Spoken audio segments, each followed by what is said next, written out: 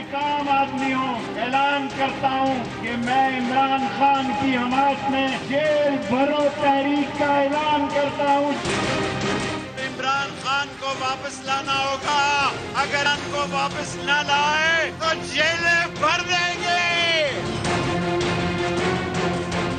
मैं सारी कौम के सामने कहता हूँ मैं डरने वाला नहीं हूँ। जेल मेरा ससुराल है, हथकड़ी मेरा जेवर है। लॉन्ग मार्च खूनी हो सकता है, इस मुल्क के हालात खौफनाक हो सकते हैं। मुझे खौफ है कि इस्लामाबाद लॉन्ग मार्च खूनी होगा। आप देख रहे थे शेख रशीद साहब साबिक वफाकी वज़ीर दाखिला के वो बयानात जो कि इस हुकूमत के आने के बाद उन्होंने दिया, और उन्होंने कहा कि खूनी मार्च होगा, फिर खाना जंगी की बात करते रहे, सिविल वॉर की बात करते रहे, खून खराबे की बात करते रहे, तशद्दुद की बात करते रहे, जिसकी वजह से ये हुकूमत जो है वो थोड़ी इनसिक्योर हो गई। और ये शेख रशीद साहब के बयान थे। इसके अलावा पाकिस्तान तहरीक इंसाफ के रहनुमाओं ने मुख्तलिफ औकात में लॉन्ग मार्च के हवाले से जो बयानात दिए हैं वो भी सुने। लॉन्ग मार्च खूनी हो सकता है, इस मुल्क के हालात खौफनाक हो सकते हैं। अगर कुछ करने की कोशिश की तो फिर हमसे ना पूछना, क्योंकि पाकिस्तान तुमसे नहीं संभाला जाएगा। हमने कोई कानून हाथ में नहीं लेना, लेकिन हमारा बड़ा सीधा हिसाब किताब है। आप हमसे प्यार से इज्जत से करेंगे, आपको डबल इज्जत प्यार देंगे। आप हमारे साथ बदमाशी करेंगे, हम डबल बदमाशी करेंगे। बेहतर ये होगा कि लॉन्ग मार्च से पहले इंतखाबात की तारीख का ऐलान किया जाए, और अगर आप नहीं करेंगे तमाम तर नताइज की जिम्मेदारी जो है वो आप पर होगी। पुलिस अगर लाठी चार्ज करे, टेयर गैस इस्तेमाल करे, तो मैं ये वाज़े तौर पे कहता हूँ, बाकियों का नहीं पता, कि इनका जवाब ईंट से मिलेगा।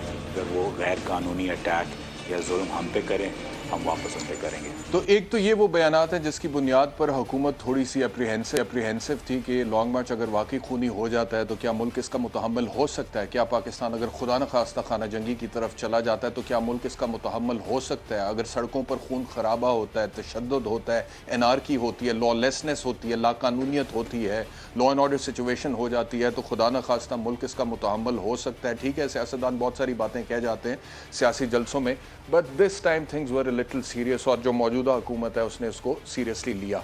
एक तो ये चीज़। दूसरा, ये जो मौजूदा हुकूमत है इसके ऊपर जो एक सवार थी चीज़ वो ये थी कि इमरान खान साहब खुद अपने जलसों में कहते रहे कि 20 लाख लोग इकट्ठे करूंगा। अब आप देखें, 20 लाख छोड़े, 1 लाख लोग भी अगर दारुल हुकूमत इस्लामाबाद में वो इकट्ठे कर लें और बैठ जाएं और वहाँ पे law and order situation create हो जाए तो फिर मौजूदा हुकूमत के लिए एक बहुत बड़ा क्राइसिस जन्म ले सकता है। तो ये क्या कहते थे खान साहब कि कितने लोग इकट्ठे करूंगा, 20 लाख फिर 25 लाख, ये भी इस हुकूमत के असाब पे सवार था। आपको याद रखें। मैं चाहता हूं कि कम से कम 20 लाख लोग इस्लामाबाद में पहुंचे जब मैं कॉल दूंगा। कौम को कॉल दूंगा, ये मेरा ईमान है। ये कंटेनर खड़े कर दे, 20 लाख लोग से ज्यादा इस्लामाबाद आएंगे इंशाअल्लाह। पहले मैंने सोचा था कि इंशाअल्लाह 20 लाख लोग इस्लामाबाद में पहुंचेंगे, लेकिन जो मैं अब लोगों में फिर रहा हूं, अब वो नंबर चला गया 25 लाख पे। तो जलसे बहुत बड़े हो रहे थे। इमरान खान साहब ने तकरीबन 33 के करीब जलसे किए पाकिस्तान के मुख्तलिफ शहरों में, और रिकॉर्ड क्राउड वहाँ पर गए, इसमें कोई शक नहीं है। और ये अमूमी तासुर था कि इमरान खान बड़े मकबूल हो रहे हैं, नैरेटिव बड़ी तेज़ी से बिक रहा है, बैरूनी साजिश का, इम्पोर्टेड हुकूमत नामंजूर का। और ये था इस हुकूमत को कि हो सकता है कि बहुत बड़ा धरना भी वहाँ पर बहुत बड़ी तादाद में लोग जमा हो जाए। अब एक्चुअली फिर आज हुआ क्या, उसके ऊपर मैं आता हूँ, और इस हुकूमत ने जो कुछ किया उसके ऊपर भी मैं आता हूँ।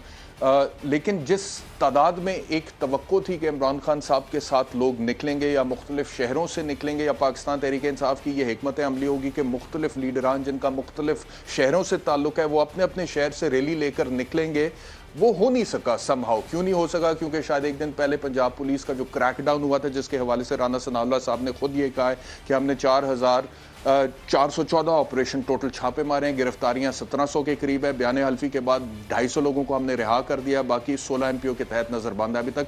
उनके हवाले से भी सुप्रीम कोर्ट का अभी ऑर्डर एक आ गया कि उनको रिलीज किया जाएगा, FIR दर्ज नहीं हुई है।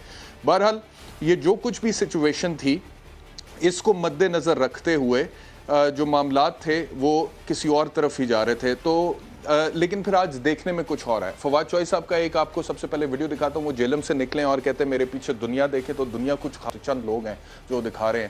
تو حکومت ڈری بہت زیادہ ہوئی تھی اور وہ ڈرنے کی وجہ سے مجھے لگتا ہے کہ حکومت نے اوور ری ایکشن بھی دیا آج. اس کے اوپر بھی میں بات کروں گا. لیکن کتنی فورس کے ساتھ فواد چودھری جیلم سے نکل رہے ہیں جو ابھی پاکستان تحریک انصاف کے سٹار کہلائے جاتے ہیں اور فیس کہلائے جاتے ہیں, تو وہ بھی دیکھ لیں سر. یہ ہم سارے اس وقت یہ دنیا یہاں پہ کھڑی ہے اور یہ آگے سارے جو ہے یہ یہاں پہ لگا دیے گئے ہیں شیل, یہ کنٹینر لگا دیے گئے ہیں اور اس سائڈ سے آنسو گیس کی شیلنگ ہو رہی ہے. یہ آپ دیکھیں آنسو گیس کی شیلنگ ہو رہی ہے. So this kind of a gathering with Fawad Chaudhry was disappointing. It was disappointing to see Fawad Chaudhry with just a number of people. اور وہ کہہ رہے ہیں کہ دنیا کھڑی ہے, کنٹینر لگا دیے. توقع بہت زیادہ کی تھی.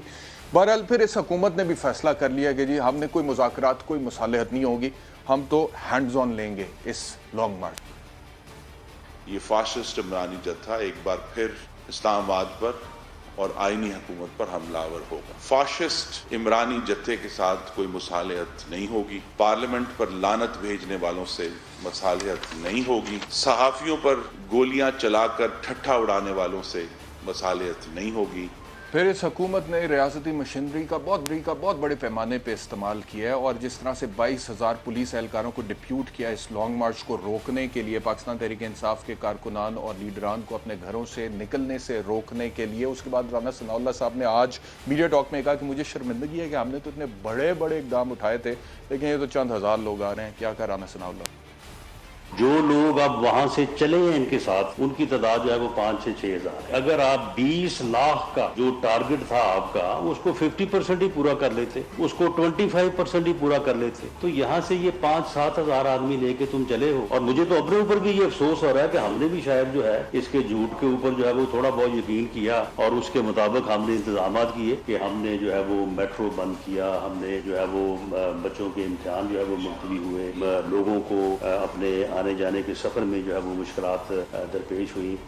رانا ثناء اللہ صاحب نے نہ صرف میٹرو بند کیا بلکہ کاروباری زندگی کو معطل کیا, معیشت کو نقصان پہنچا, پیٹرول کی قلت پیدا ہوئی, سکولز بند ہوئے, ایک عجیب و غریب نفسا نفسی کا عالم کریٹ ہوا, کنٹینرز لگ گئے, راستے بند ہو گئے, سڑکیں بند ہو گئیں, ایکسپورٹ کے بہت سارا مال جو کنٹینرز کے اندر جانا تھا وہ رک گیا. تو معیشت کو بہت زیادہ نقصان ہوا ہے, اس میں کوئی شک نہیں ہے.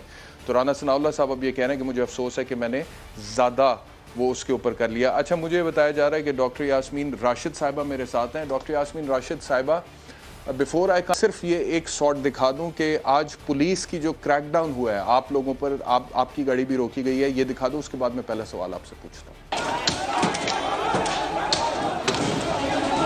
سیدھا وہ ہمارے چہروں کے اوپر پوائنٹ کر کے شیل پھینک رہے ہیں. عوام پیچھے ہزاروں ہیں اور پولیس جو ہے وہ اس امپورٹڈ حکومت کے کہنے پہ جبر پہ اتری.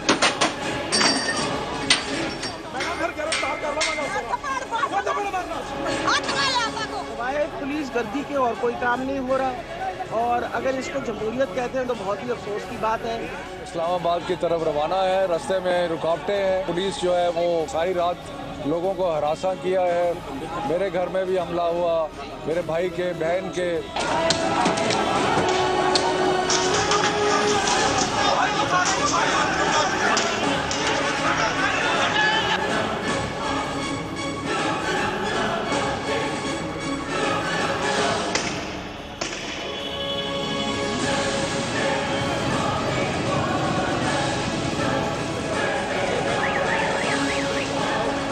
اس سے تو کبھی مارشل لا میں ایسا نہیں ہوا, جو مرضی کر لیں انقلاب.